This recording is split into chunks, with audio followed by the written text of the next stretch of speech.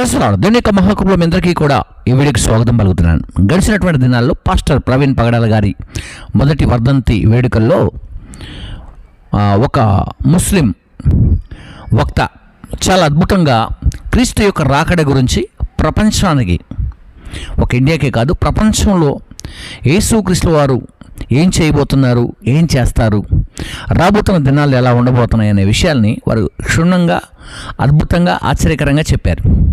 చూద్దాం ఒకసారి ఆ వీడియోని. క్రిస్టియన్స్ ఫాదర్లు, ఫాస్టర్లు, దైవ సేవకులు మాట్లాడాలి. మీరు ఇలా మాట్లాడుతున్నారు ఏంటి? ఏమైనా లాలూచి ఉందా? లేకపోతే అమెరికా నుంచి ఫండ్స్ ఏమైనా వస్తున్నాయా ఏంటి అని అనుకోవచ్చు. కానీ దైవ గ్రంథం ఖురాన్, మొహమ్మద్ ప్రవక్త గారు ఏదైతే ఉన్నారో వారు చెప్పిన మాట కూడా ఇదే. అంతం, అవినీతి, అబద్ధం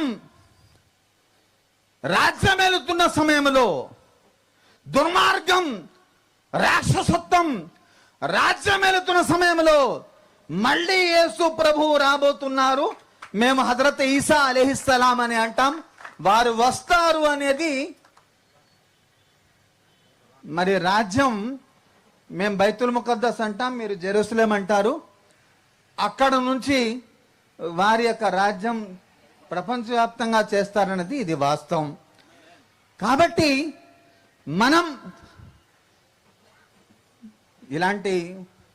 ఒకటే ప్రవీణ్ పగడాల గారి గురించి అనుకుంటున్నాం. ఎందరో సేవకులు, ఎందరో నిజం మాట్లాడే వాళ్ళు ఇవాళ ప్రతి చోట ఏదో రకమైనటువంటి ఇబ్బంది పడుతూనే ఉన్నారు. ఏదో రకమైన వాళ్ళు వాళ్ళ ప్రదేశాల్లో, వాళ్ళ వ్యవహారాల్లో ఏదో రకమైనటువంటి ఇబ్బందులు వస్తూనే ఉన్నాయి. కానీ ఈ ఇబ్బందులు త్వరలోనే తొలగిపోతాయి. త్వరలోనే యేసు ప్రభు రాబోతున్నారు. కాబట్టి గట్టిగా ప్రతి ఒక్కరు కూడా యేసు ప్రభువు రావడానికి మీరందరూ కూడా స్వాగతం పలకాల్సిన అవసరము, అవకాశత వచ్చింది. మీరందరూ కూడా సిద్ధంగా ఉండాలని తెలియజేస్తూ రైట్, చూస్తారు కదా. కాబట్టి ప్రేమైనటువంటి స్నేహితులారా, సహోదరులారా, ప్రతి ఒక్కరు కూడా గమనించాల్సిన విషయం ఏంటంటే, యేసుక్రీస్తు వారు ఒక దేశానికో, ఒక ప్రాంతానికో జీవము కలిగిన దేవుడు కాదు. ఆయన ప్రపంచానికి ఆయన ఒక రోల్ మోడల్. ఆయన చేసినటువంటి యాగం, కార్యం చాలా అద్భుతంగా ఉన్నాయి. కాబట్టి ఆయనను వెంబడిస్తున్నటువంటి సేవకులను చాలామంది ఇబ్బందులు పెట్టో, కష్టపెట్టో, నష్టపెట్టో, లేకుంటే ఇంకేదన్నా ఒక దారిలోకి తీసుకువెళ్ళో ఏమన్నా చేసినప్పటికీ కూడా రాబోతున్నటువంటి రోజుల్లో దానికి సమాధానం చెప్పవలసినటువంటి బాధ్యత మీ మీద ఉంది, ఎవరైతే కష్టపడుతున్నారో. సో గమనిస్తున్నారా? ఇంకొక విషయాన్ని మీకు గుర్తు చేస్తాను, చూడండి.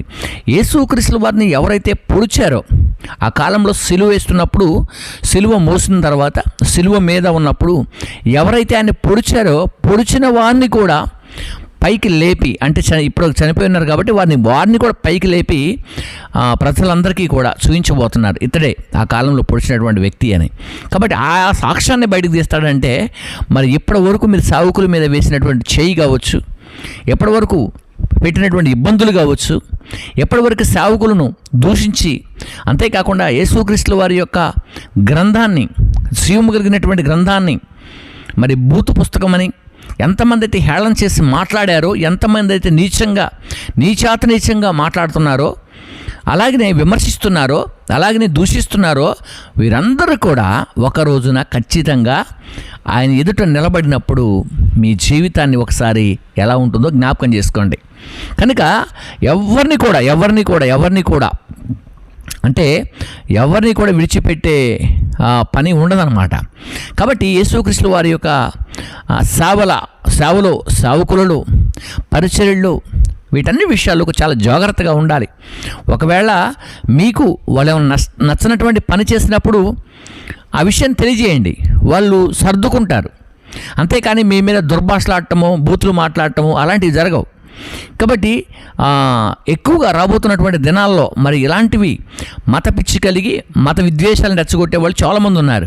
అంటే వారు క్రైస్తవ్యంలో లేరా అని ప్రశ్నించవచ్చు. ఒకవేళ క్రైస్తవ్యంలో ఉన్నప్పటికీ కూడా వాళ్ళు కూడా లెక్క చెప్పాలి. ఎవరైనా సరే ఈ భూమి మీద పుట్టిన ప్రతి ఒక్క వ్యక్తి, మట్టితో చేయబడిన ప్రతి మనిషి, ఏ ఆత్మ అయితే వ్యక్తిలో ఉంటుందో ఆ ప్రతి మనిషి కూడా దేవుని ఎదుట నిలబడ్డప్పుడు లెక్క చెప్పాల్సిందే. మనం ఈ భూమి మీద 60-70 సంవత్సరాలు బ్రతుకుతాం, లేదంటే ఇంకా బలం ఉంటే 90 కావచ్చు.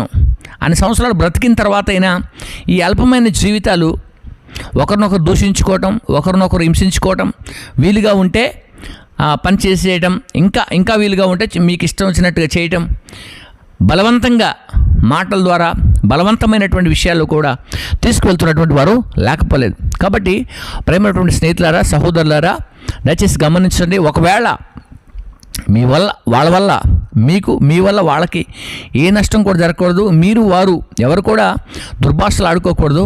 ఒకరినొకరు ప్రేమించుకోవాలి. వీలుగా ఉంటే తెలుసుకోండి, అవసరం లేదనుకుంటే వదిలేయండి. అంతేకాని ఒకరికొకరు మాట్లాడుకొని గొడవలు పెట్టుకొని హింసించుకునే దినాలు ఇవి కాదండి. ఒకరినొకరు ప్రేమించుకుందాం. ఒకరికొకరితో మర్యాదపూర్వకంగా ఏదైనా నచ్చిన విషయం ఉన్నా దానిపైన కూడా కొంత క్లారిటీ తీసుకొని ముందుకు సాగుదాం. సో అందరూ కూడా అలా వెళ్ళాలని కోరుకుంటూ ఈ నా మాటలు ముగిస్తాను. May God bless you. అందరికీ శుభాలు. మరి ముస్లిం వక్త ఎవరో కానీ చాలా చక్కగా వివరించారు. వారిని కూడా నేను ప్రభుపేట శుభాలు తెలియజేస్తూ, ప్రాముఖ్యంగా భారతదేశంలో ఉన్నవారు, అనేక దేశాల్లో ఉన్నవారు అందరూ కూడా కలిసిమెలిసి బ్రతకాలని కోరుకుంటూ మాట ముగిస్తున్నాను. God bless you.